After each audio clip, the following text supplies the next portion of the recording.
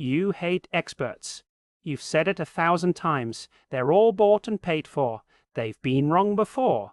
I do my own research. You trust your gut, your uncle, your favorite YouTuber, the anonymous forum post, the comment section prophet who speaks in all caps. You have a deep patriotic suspicion of anyone who claims authority based on credentials, and yet here's the paradox that will short-circuit every neuron in your skull. You are alive right now because of experts. The water from your tap was tested by chemists. The electricity in your walls engineered by physicists. The phone in your hand designed by computer scientists and assembled by industrial engineers and running on code written by people who spent a decade learning languages you cannot pronounce. The medicine in your cabinet discovered by biochemists, tested by epidemiologists, approved by regulators who read studies you will never touch. You trust experts with your life, every single second of every single day. You just don't call them experts. You call them experts. You call them those people. And then you scroll past their warnings to watch a video about how the Earth is flat. The data is breathtaking. A major survey found that a solid majority of Americans say they have little or no confidence in scientists to act in the public interest. Yet almost all of those same people drink water from systems designed by engineers, take drugs that required FDA approval, and fly on planes maintained by FAA-certified mechanics. And the cognitive dissonance isn't just a crack. It's a canyon. Your brain split in two. One part trusts expertise for survival. The other denies expertise for identity, and the identity part is winning because identity feels good, and survival just feels normal. The neuroscience is a horror show. Your brain's trust network is supposed to be calibrated by evidence. But when evidence conflicts with tribal belonging, the tribal network literally overrides the evidence network.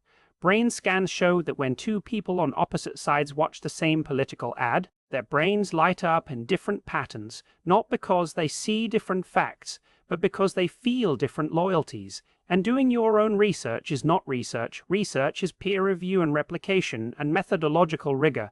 Doing your own research is watching 3 YouTube videos, reading 5 tweets and calling it a day. It's confirmation bias with a costume, and the costume makes you feel smart, so you wear it everywhere. The American twist is that we've turned anti-expertise into a form of populist heroism to question, and expert is to be a rugged individualist, a modern-day Jefferson, a truth-seeker who won't bow to the establishment. But Jefferson didn't do his own research on smallpox. He called in the doctors. The real rugged individualists knew their limits. They hunted experts like weapons, collecting the best knowledge, testing it against reality, adjusting when they were wrong.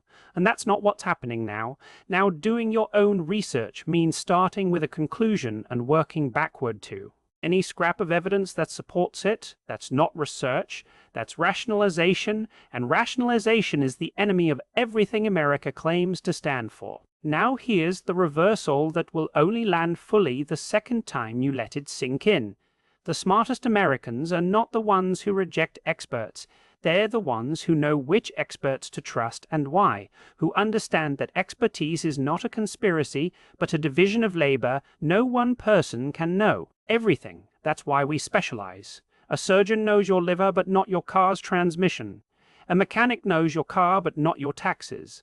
An accountant knows your taxes, but not your child's rash. And that's fine. That's civilization. And the anti-expertise crowd is confused. Expertise crowd has been wrong before. With experts are always wrong. But experts have been wrong before, and then they updated. That's the whole point. Science is not a collection of facts. Science is a machine for correcting mistakes. And that machine, for all its flaws, has given you a lifespan twice as long as your ancestors, a world where your children don't die of diarrhea, and the ability to read these words on a glowing rectangle that fits in your pocket. That rectangle came from experts. So did the words, by the way. Let me tell you about Gary, a retired electrician in Michigan who fell down a rabbit hole during the pandemic. First, the vaccines, then the election, then the moon landing, then the shape of the earth. 6 hours a day, researching, losing friends, losing family dinners, telling his daughter, "I'm just asking questions." and his daughter, a nurse, asked him one question back. "Dad, when you were wiring houses, did you let the homeowner tell you how to do it?" Gary laughed. "Of course not, they don't know electricity."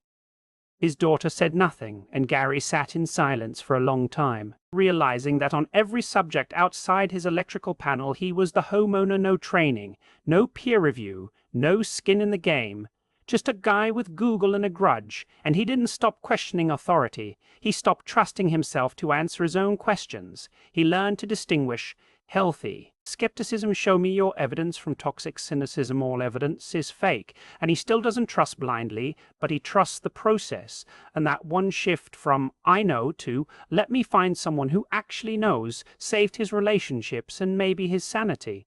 The American cognitive paradox sits right here. We live in the most expert-dependent society in history, and we have decided to hate the very people who keep us alive.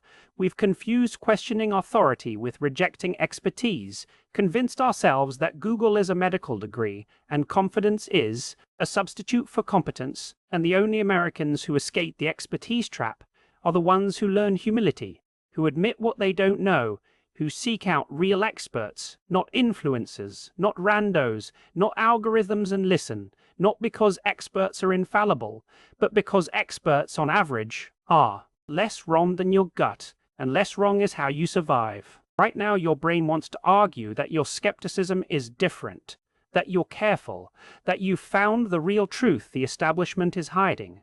But ask yourself, what is the last thing you changed your mind about because of evidence, not a video?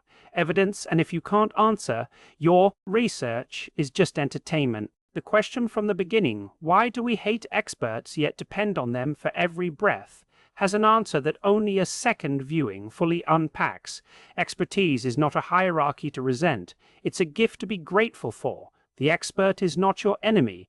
The expert is the person who spent 10,000 hours. So you don't have to. You can question them, you should, but projecting them entirely is not freedom.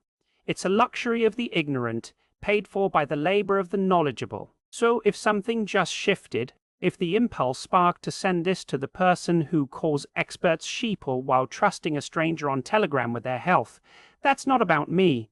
Their anger will prove the paradox, but sharing it is the first real piece of humility you've exercised all year. Now go. Thank someone who knows more than you. That's an order.